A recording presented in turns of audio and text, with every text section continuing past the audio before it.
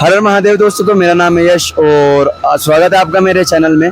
तो मैं इस वक्त खड़ा हूँ केदारनाथ में। तो जैसा कि मेरे नीचे आप देख सकते हैं, यहाँ पर मंदाकिनी नदी बह रही है और काफ़ी तेज बहाव है इसका। और ये पुल देखिए, बड़ा ही शानदार पुल है जहाँ पे मैं खड़ा हुआ हूँ। पीछे आप मेरे पहाड़ देख सकते हैं, कितने सुंदर पहाड़ हैं। तो दोस्तों, हम जैसे कि आप सब जानते ही हैं कि हम भारत यात्रा कर रहे हैं बिना पैसों के। तो रात 2-3 दिन से हम एक आश्रम में रुके हुए थे ललिता आश्रम में। हम केदारनाथ आए थे और दर्शन करने के लिए। तो आप सबको पता ही है कि हम यहाँ एक ललिता आश्रम है जो जिसपे हम 2-3 दिन हो गए रुके हुए हैं। हमें एक कैंपिंग टेंट दिया हुआ है गुरुजी ने। जैसे कि आप देख सकते हैं, वहाँ जो झंडे लगे हैं वही है आश्रम। तो हम उस आश्रम में रुके हुए थे, तो हमें वहाँ से बहुत कुछ सीखने को मिला और काफ़ी अच्छा लगा हमें। और भोजन भी वहाँ का बहुत अच्छा, बहुत शुद्ध भोजन था। और वहाँ जो जिनका वो आश्रम है उनका नाम है बर्फानी बाबा। जो भूखे को रोटी और प्यासे को पानी, नाम है उसका बाबा बर्फानी। तो वहाँ पर हमें एक भैया मिले, हमारे एरिया के साइड के हैं ये, बड़ौद के। तो आइए उनसे कुछ बात करते हैं। जी नमस्कार, हर हर महादेव। हर हर महादेव। तो सबसे पहले मैं आपका नाम जानना चाहूँगा। मेरा नाम मधुर है जी। मधुर चौधरी। जी जी। मैं देहरादून से हूँ। देहरादून से। और यहीं केदारनाथ में ही अभी आश्रम में ही अभी सेवा करता हूँ। कब से सेवा कर रहे हो आप? कितने दिन हो गए आपको?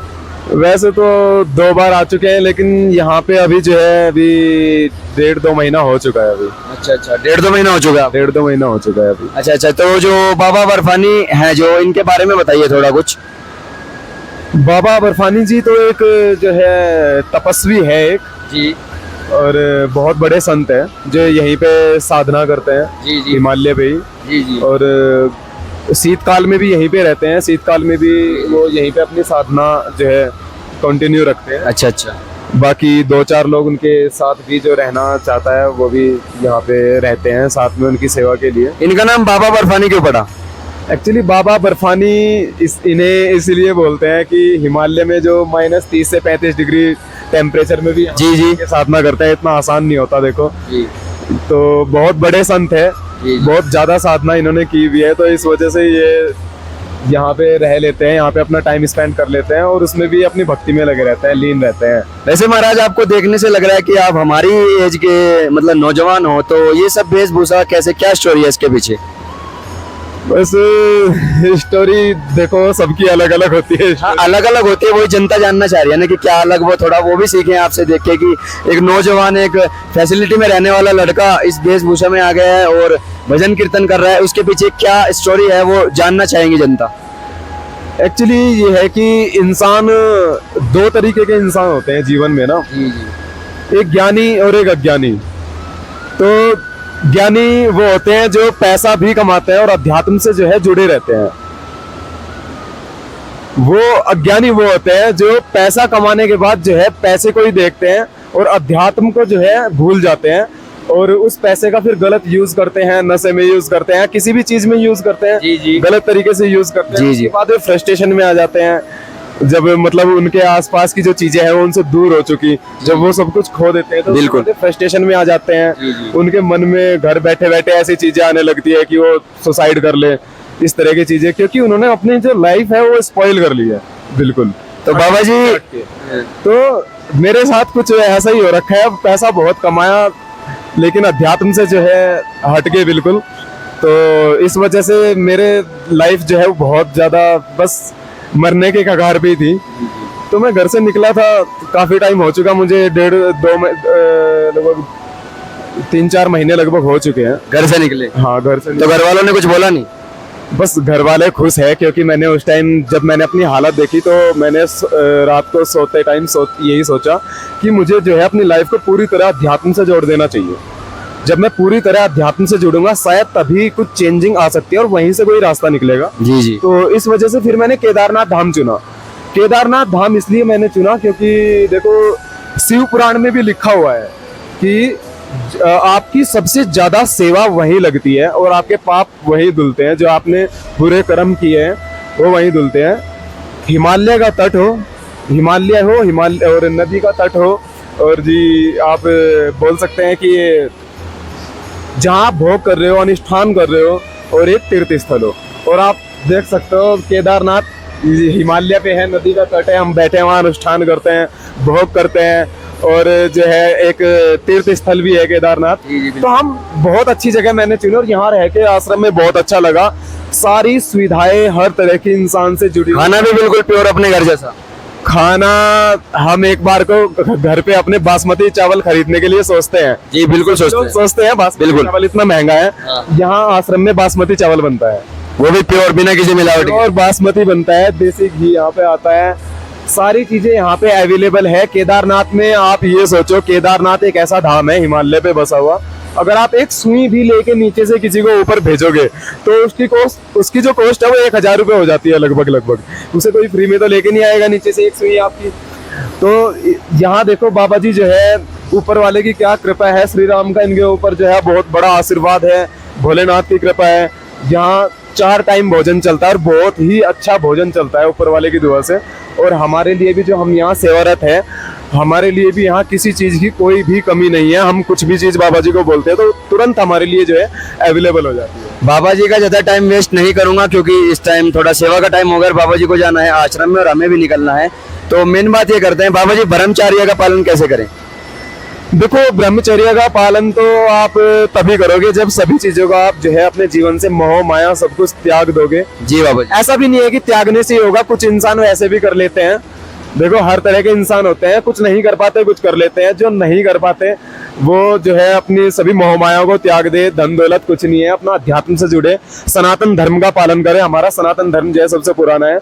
गौ माता की जो है सेवा करे, तो अपने माता पिता की सेवा करे, क्योंकि शिव पुराण में लिखा हुआ है कि माता पिता ही प्रथम शिवलिंग है, उन्हीं से उत्पत्ति होती है। इस जग के रचयिता कौन है? शिव जी। तो माता पिता से हम पैदा हो रहे हैं, हमारी रचयिता हो रही है, तो माता पिता ही शिवलिंग है।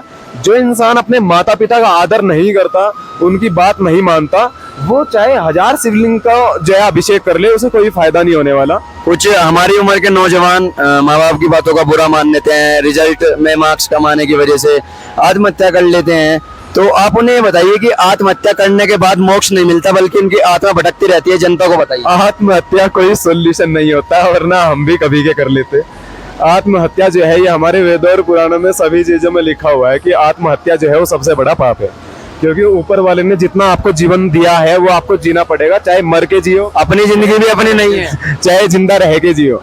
आप खुद भी अपने आप को खत्म कर लेते हो, उसके बाद भी आपको हम किसी काम को करते हैं उसमें पहले ही ये सोच लेते हैं कि ये काम हमसे नहीं होगा, ये हमारे लायक नहीं है, या हम इसको नहीं कर पाएंगे। उसका तो हो गया, उसकी तो किस्मत अच्छी है। ये जो अपने काम पर फोकस कैसे करें, अपना मन शांत करके अपने एक ही काम पर जुनून कैसे बनाए अपने अंदर? देखिए, आजकल टीनेजर्स के अंदर ये बहुत बड़ी प्रॉब्लम है कि उनका ध्यान जो है वो बटा हुआ है। जी। टीनेजर्स का जो ध्यान है वो बहुत ज्यादा बटा हुआ है। कम से कम वो किसी एक चीज पे फोकस नहीं कर पा रहा। आजकल सोशल मीडिया का वो इतना ज्यादा यूज करने लगा है, जबकि हमारा जो हमें एक स्केड्यूल होना चाहिए, हमारा पंक्चुअलिटी होनी चाहिए हर चीज की। स्टूडेंट क्या है आजकल, स्टूडेंट या और नौजवान कोई भी, उसका ध्यान इतना 10 चीजों में बटा हुआ है, एक चीज को फोकस नहीं कर पाता। जब वो किसी एक चीज को टारगेट कर लेगा, मेडिटेशन करेगा, खुद के दिमाग को शांत करेगा, अध्यात्म से जुड़ेगा, ठीक है, पूजा पाठ करेगा, सुबह को सूर्य नमस्कार करो। सूर्य नमस्कार का बहुत ज्यादा फायदा है। सावन में आप सोमवार को सूर्य नमस्कार करो, आपको बहुत ज्यादा पुण्य मिलता है, बहुत फायदा मिलता है, ठीक है। तो एक चीज को फोकस करो, मेडिटेशन करो ध्यान से, बिल्कुल। अगर आप उस चीज के पीछे लगोगे, एवरीथिंग इज पॉसिबल, सब कुछ हो सकता है, नथिंग इम्पॉसिबल ब्रो। टैलेंट कोई पेट से नहीं लेके आता, वहां के टैलेंट बनाना पड़ता है। टैलेंट देखिए सब कुछ माइंड के ऊपर निर्भर करता है। आप अपने दिमाग को जिस दिशा में ले जाना चाहोगे, आपका दिमाग उस दिशा में जाएगा। अगर आप अच्छे के लिए ये वो ज्यादा जाता है, वो है। अगर इंसान अध्यात्म से जुड़ा रहे और अपना पंक्चुअलिटी रखे कि हाँ, उसे मतलब रोज जो है सुबह को उठ के सूर्य नमस्कार करना है, मेडिटेशन करनी है, गौ माता की जो है उसे सेवा करनी है, वो बुरे कामों की साइड उसका जो है ध्यान बिल्कुल जाएगा ही नहीं, और उसका जो है अच्छे कामों की तरफ ही अप्रोच उसका बढ़ेगा। जी गुरुजी, तो ज्यादा टाइम वेस्ट नहीं करते हैं। अगर वीडियो अच्छी लगी हो तो लाइक कमेंट शेयर जरूर कर देना, और अगर आपको इस वीडियो में कुछ भी समझ ना आया हो या कुछ हमसे गलती हो गई तो माफी चाहूंगा। बाकी आप कमेंट कर सकते हैं, हर किसी के कमेंट पढ़ते हैं और रिप्लाई करते हैं। किसी को भी जीवन में कोई भी दुख हो, बाबा जी ने उसका सोल्यूशन बता दिया है। वैसे मेरा भी चैनल है यूट्यूब पे चैनल क्या है बाबा जी, अपना नाम बताओ। मेरा केदारनाथ 770 के नेम से है। केदारनाथ 770 के नेम से बाबा जी का चैनल है। आप ज्यादा ज्यादा सपोर्ट करो, बाबा जी आपको सब बताएंगे कैसे पूजा करनी है, क्या करना है। काल में भी यहाँ पे जो है रहने का है, क्योंकि शीतकाल में बहुत शांत हो जाएगा, तो साधना करने में हमें भी जो है आसानी होगी। अब जब केदारनाथ में बर्फ पड़ती है तो मंदिर में, खाएंगे सब कुछ। जी जी, मंदिर में आज तक कोई नहीं आता। जब केदारनाथ में बर्फ पड़ती है तो कपाट बंद हो जाते हैं। आपको वीडियो दिखाएंगे बाबा जी, लाइव दिखाएंगे, दर्शन कराएंगे, दर्शन कराएंगे लाइव। बहुत किस्मत से मिलते हैं जब कपाट बंद हो जाते हैं, बर्फ में ढक जाता है मंदिर पूरा, किसी को दर्शन नहीं होते हैं। काम कर रहे हैं भाई लोग, इन्हें फॉलो करो, सपोर्ट करो इनके चैनल। बस बाबा जी का आशीर्वाद। तो आप लोग तो जो है बैठे हो अपना बेड पे, अपना टीवी देख रहे हो चाय की चुस्की लगाते हुए, लेकिन भाई लोग जो है घर से इतनी दूर यहाँ पे आ रहे जी, हैं, तो इन्हें थोड़ा सपोर्ट करो। और चीजें आपको नई नई चीजें दिखाएंगी, बहुत सी चीजों की आपको नॉलेज नहीं होती इंसान को, तो वो नॉलेज भी जो है इनके द्वारा आपको घर बैठे बैठे मिल रही है। तो ये बहुत सौभाग्य की बात है। केदारनाथ जैसे धाम के, पवित्र धाम के दर्शन करा रहे हैं, बहुत ही सौभाग्य की बात है आप लोगों के लिए जो भी इस वीडियो को देख रहे हैं। तो इनके चैनल को सब्सक्राइब करो, लाइक करो, सपोर्ट करो और आगे बढ़ाओ भाइयों को। हर हर महादेव।